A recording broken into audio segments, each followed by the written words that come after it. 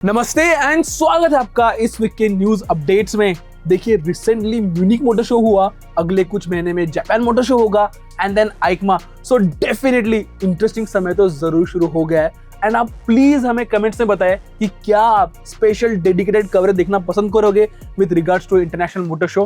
Please बताइए हमें comments में। चलिए देन स्टार्ट करता है पहले न्यूज से। And recently society of Indian automobile manufacturers, जिसे हम SIAM कहते हैं, उनकी एनुअल कॉन्फ्रेंस हुई दिल्ली में एंड इस कॉन्फ्रेंस में बहुत सारे बातें हुए with regards to future development, policy changes, growth road map, technology and supply chain in general. And इस कॉन्फ्रेंस में मोदी जी, नितिन गडकरी एंड पीयूष गोयल जैसे मिनिस्टर्स भी थे, along with all the industry delegates as well as industrial leaders. So the key short takeaway ये था कि हमने R&D में बहुत ज्यादा निवेश करने की जरूरत है। अभी फिलहाल गवर्नमेंट भी इसमें सहायक रहेगी, कुछ 1 लाख प्लस करोड़ का कॉर्पस अनाउंस किया है for the private sector. And उतना ही नहीं, जो सॉफ्टवेयर डिफाइंड व्हीकल्स है उस पर भी बहुत ज्यादा डिस्कशन हुआ है एंड इस टेक्नोलॉजी पे और काम किया जाएगा, जिसकी वजह से user experience, efficiency and safety भी बढ़ेगी। तो हाँ, AI वगैरह और टेक जो है और मैच्योर होने वाला है हमारे कार्स में। एंड अगर आपको चाहे पसंद हो या ना हो, बट ये होने ही वाला है। एंड इतना ही नहीं, 2047 तक डेवलप नेशन का टारगेट एंड विजन रखा है,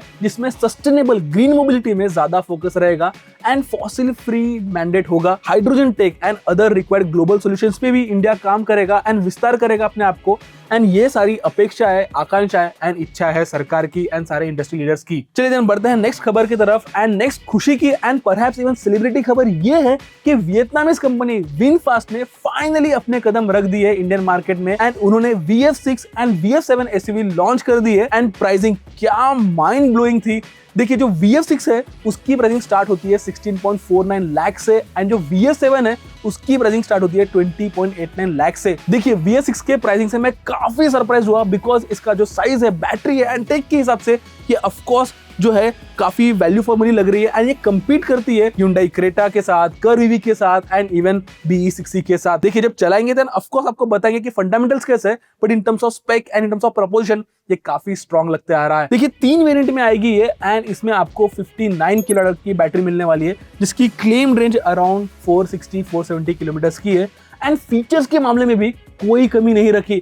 12.9 इंच का टच स्क्रीन दिया है, वेंटिलेटेड सीट्स है, पैनोरामिक सनरूफ है एंड इवन सेफ्टी के बारे में बात करें तो 7 एयरबैग्स भी स्टैंडर्ड है as well as level 2 ADAS system भी मिलता है। Whereas अगर मैं VF7 की बात करूं तो इसमें आपको बड़ा 70.8 किलोवाट का बैटरी मिलता है एंड इसमें आपको front wheel drive as well as all wheel drive का भी ऑप्शन मिलने वाला है। ये उनका फ्लैगशिप मॉडल है एंड ये भी काफी फीचर रिच रहने वाला है। सो यस, प्राइसिंग के साथ they made a positive ambitious statement. खैर, उन्हें पॉजिटिव इंटेंट तो दिखा है, बट इंडियन मार्केट इतना आसान नहीं है क्रैक करने के लिए। So let's just wait and watch. Then चलिए नेक्स्ट बात करते हैं टाटा की। एंड टाटा नेक्सॉन EV में अभी ADAS टेक आ गया है एंड उसकी प्राइसिंग स्टार्ट होती है 17.49 लाख से। एंड देखिए, ADAS टेक से बहुत सारे सेफ्टी फायदे हो जाते हैं, जैसे for example lane departure warning मिल जाता है, लेन की असिस्ट मिल जाता है, फॉरवर्ड कोलिजन वार्निंग है, ऑटोमेटेड इमरजेंसी ब्रेकिंग है, high beam traffic signal and what not. So of course, इसका फायदा तो जरूर आपको होने ही वाला है। चलिए देन अभी बात करते हैं थोड़ी मोटरसाइकिल्स की दुनिया की। एंड GST के बाद कौन से बाइक्स के प्राइस कितने कम हुए एंड क्या सही हुआ है एंड क्या गलत हुआ है, इस पे हमने एक डिटेल वीडियो किया है, तो आप प्लीज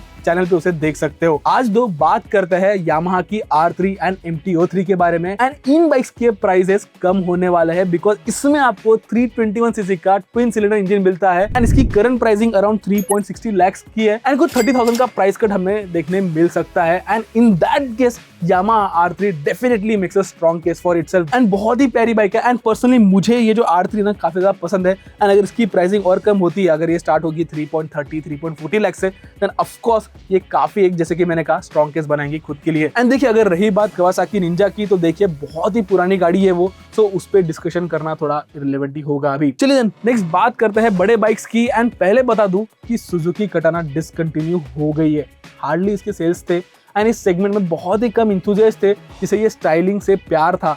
हायाबुसा दो स्टिल सेल पे है, सो हाँ, खुशी की बात तो वो है। बाय द वे, बहुत सारे बड़े बाइक्स भी लॉन्च हुए रिसेंटली एंड आप कमेंट्स में बताओ कि क्या आप बड़े पावरफुल बाइक्स पे वीडियोस देखना पसंद करोगे।